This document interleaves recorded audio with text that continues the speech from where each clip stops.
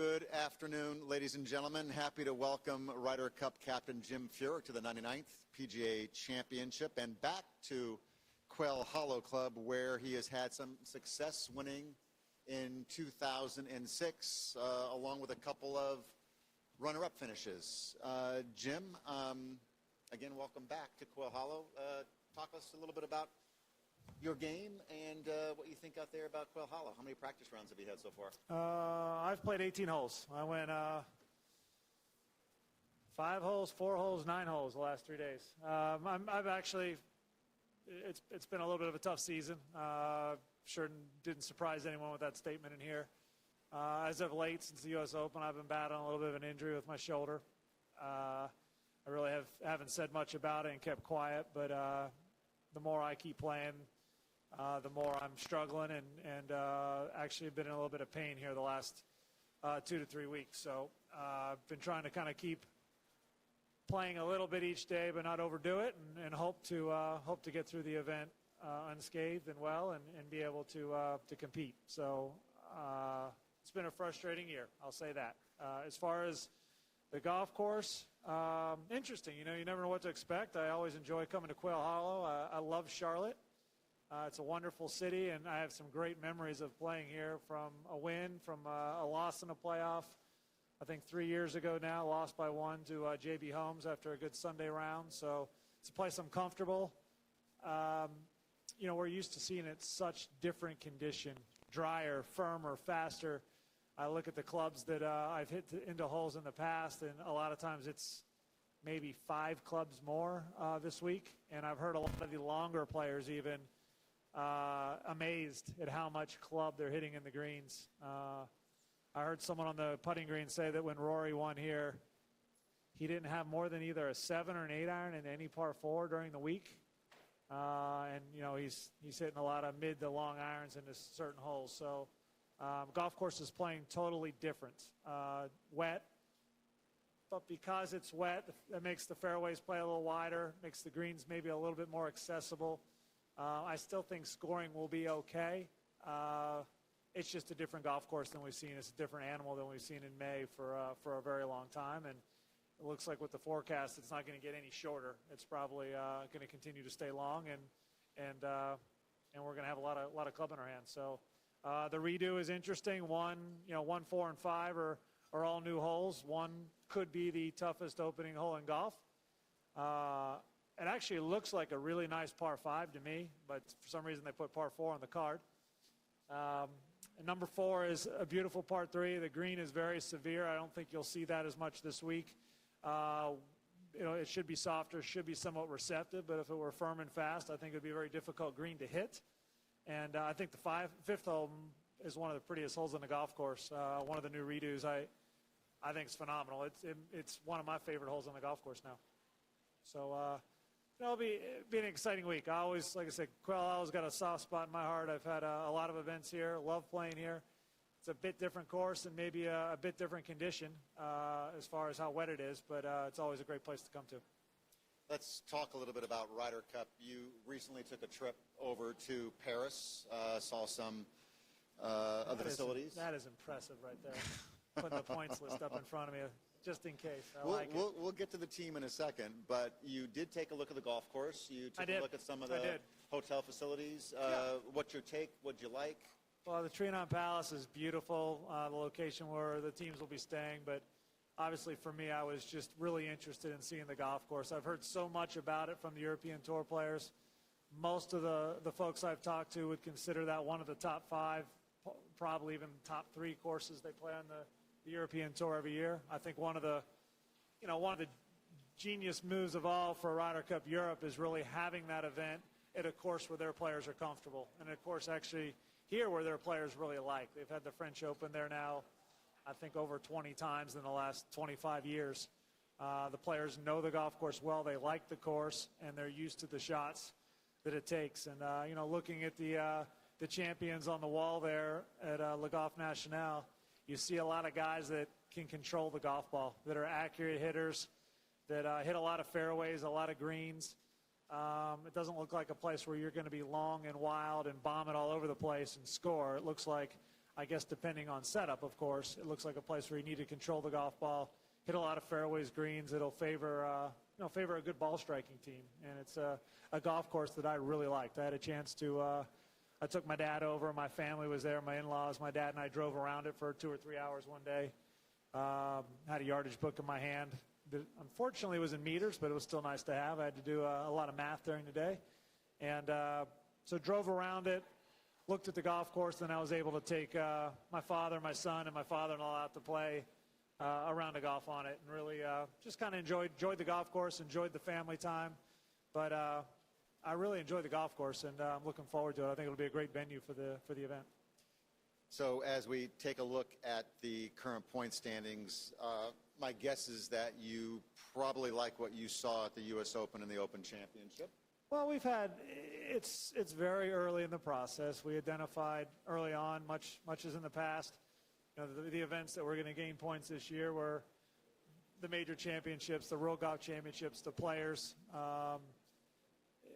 We've had some Americans play very, very well. You got 2 of the World Golf Championships. 2 of the World Golf Championships won by Americans, 2 of the major championships won by Americans, but also some very high finishes. And it's early in the process, but, I look down the list here with Brooks and Jordan and Dustin, kind of right there at the top of the list. Cooch in there. So some great young players.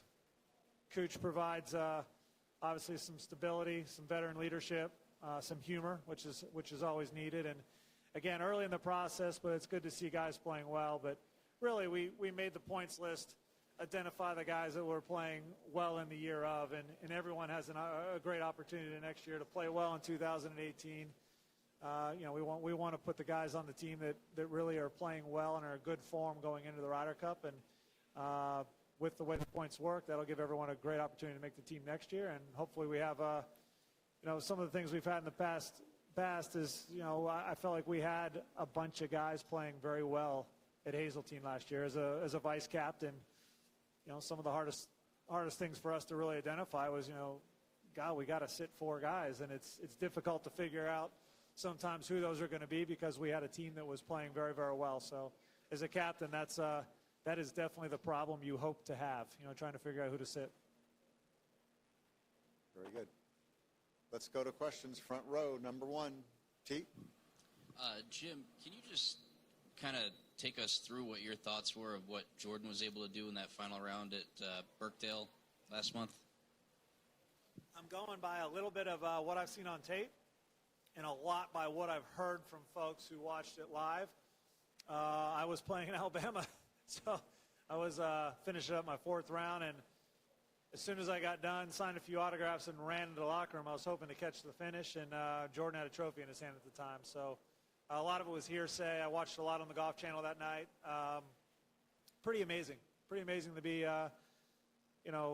that young but that mature. And I guess he's also, been able to win major championships. He had a close call at Augusta where things got derailed on the back 9. He's lived through some heartbreak as well, and I'm sure it's experiences like that helped him along the way, helped him realize that, this event's not over. Huge, took a long time from what I've heard, but it was a great bogey, kept him in the golf tournament. But to finish, I believe the last 6 holes 5 under is pretty amazing. I mean, imagine Cooch had a 1 or 2 shot lead. He plays those last holes 2 under and still loses. That's pretty much unheard of in a major championship. So, hats off to him. I don't think there's much you can do, but kind of shake your head. Mike 2. Bob. Jim, there's been some high-profile caddy changes here of late. Bones and Rory parted ways with his caddy. You've obviously been with Fluff 18 years or close.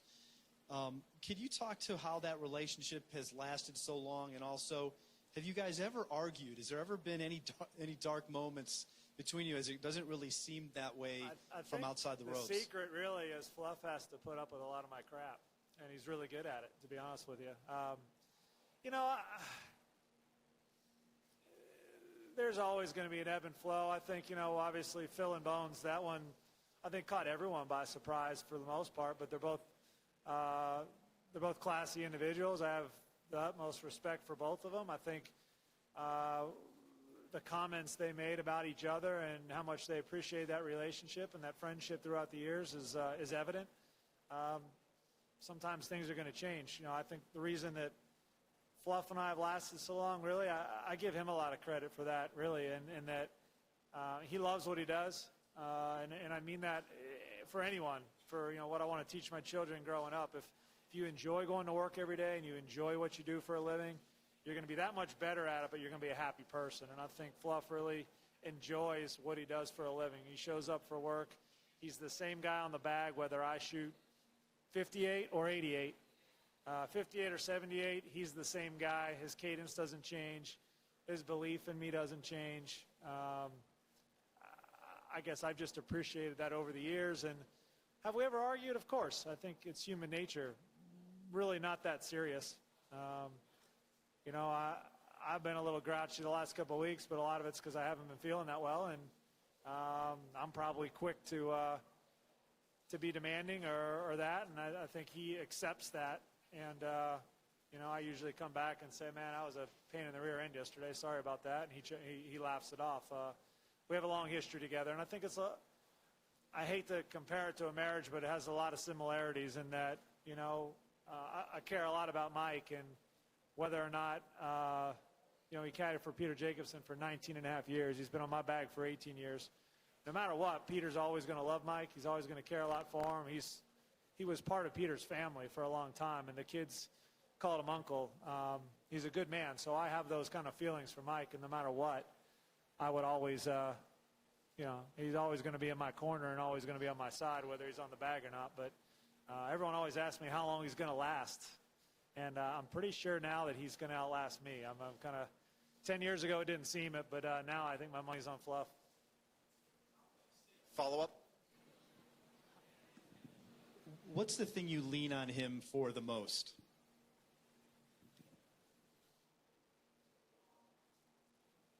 Confidence, I guess. I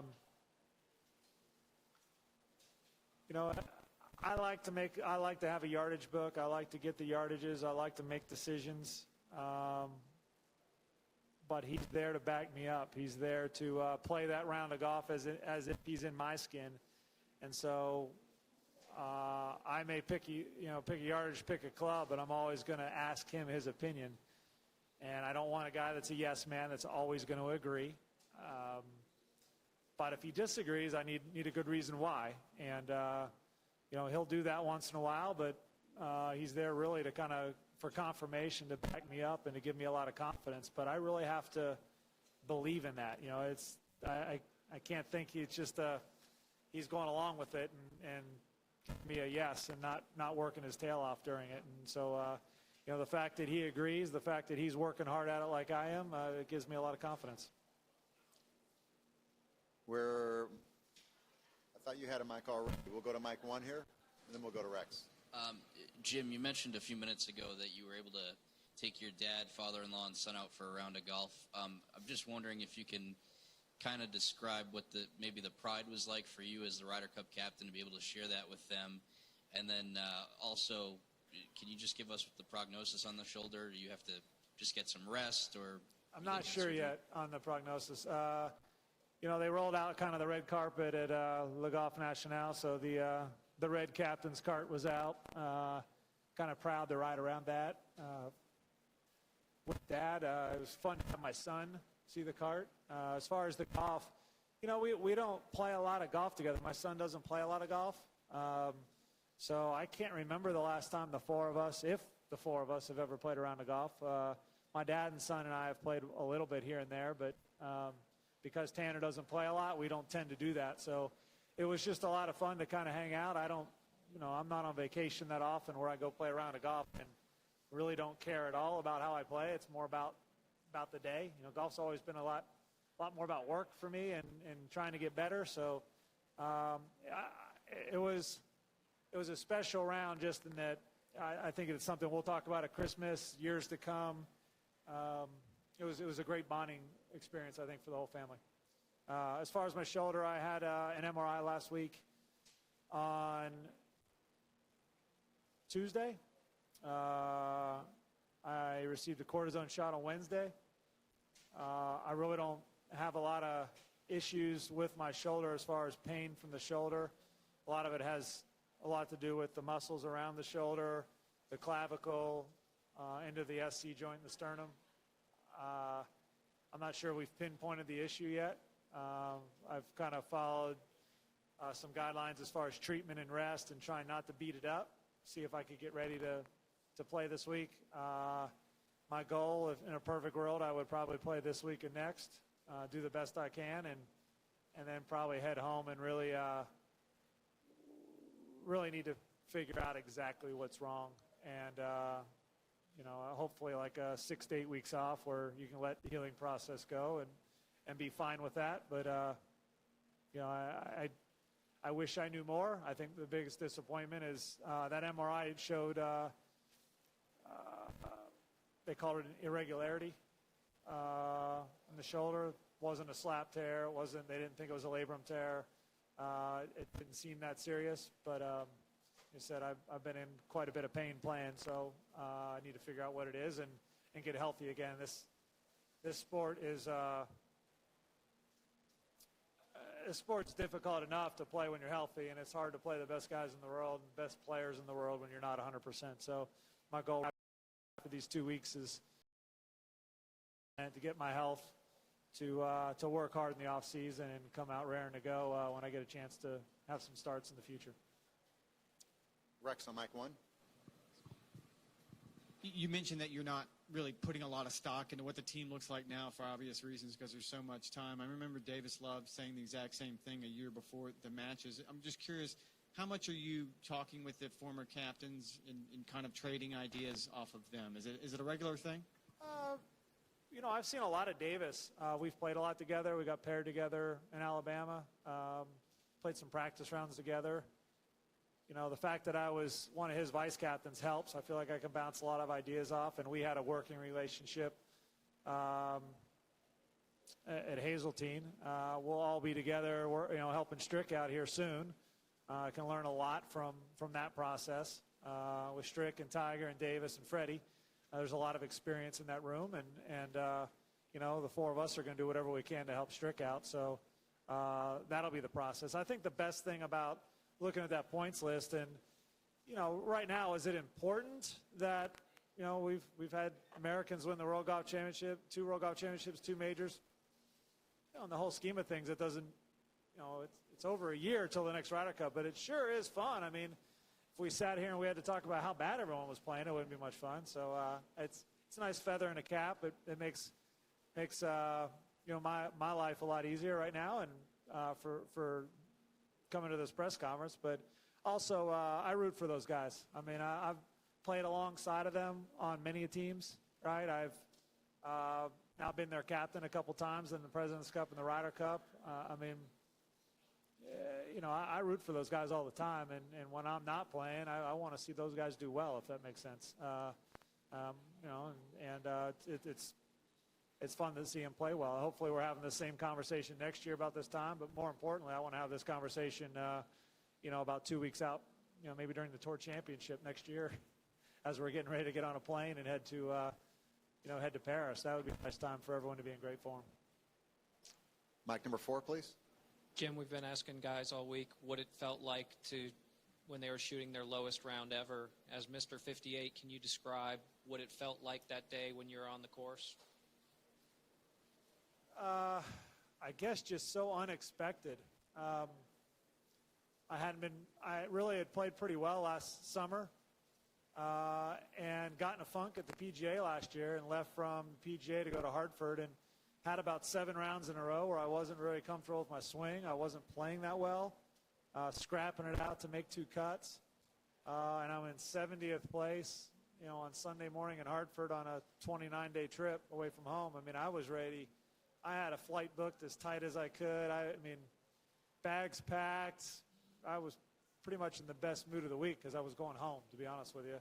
I just didn't expect. I mean, I'd worked hard and I'd practiced a lot during the week, even though I really was in 70th place. I went back out and worked on the range for 2 hours on Saturday night, trying to get ready just because I was disappointed in how I was playing. But I just didn't expect it. Now, you get in the moment, I think the round reminded me a lot of shooting 59 in Chicago. I had a lot of similarities on the front nine. I saw the crowd start to grow. I saw a few of you come out to the 10th tee from the media center, after 9 holes in the morning. Attention grew. Everything got bigger.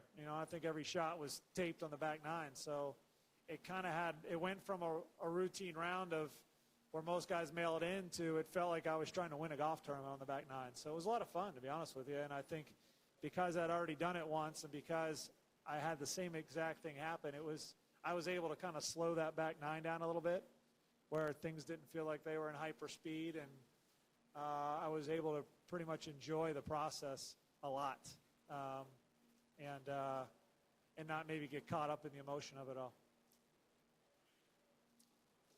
Rex, mic number 1, please. Mic number 2.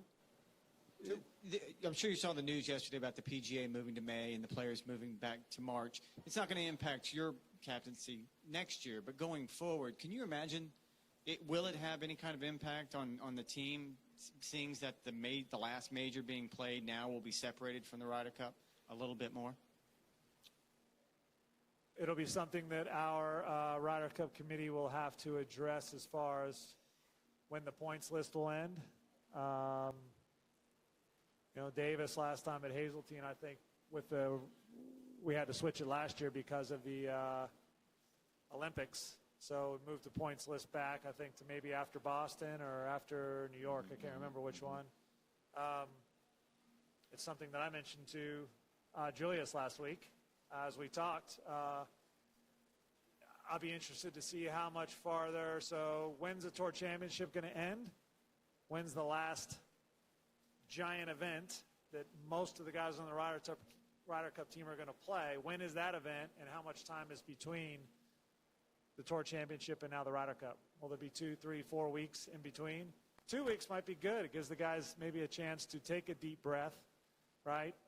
Get the season over with, and then have a week to prepare and go. 4 weeks, might be a little far removed. How sharp are the guys going to stay? Will they play some events in the fall leading up to stay sharp? There's a couple things in my mind. As you said, it won't affect this team, but starting for 2020, it'll have an impact. But we have plenty of time as a Ryder Cup committee to and the next captain will have plenty of time to kind of discuss those things and make a plan. And the Ryder Cup's going to be really important to the players on that team. So I don't see them getting, I don't see them taking 4 weeks off, not playing, and not staying sharp. I see them kind of rallying and getting ready for a Ryder Cup and being ready to go. It's, you represent your country and playing in one of my favorite event, arguably the biggest event in golf. Questions? Thank you very much, ladies and gentlemen. Thanks.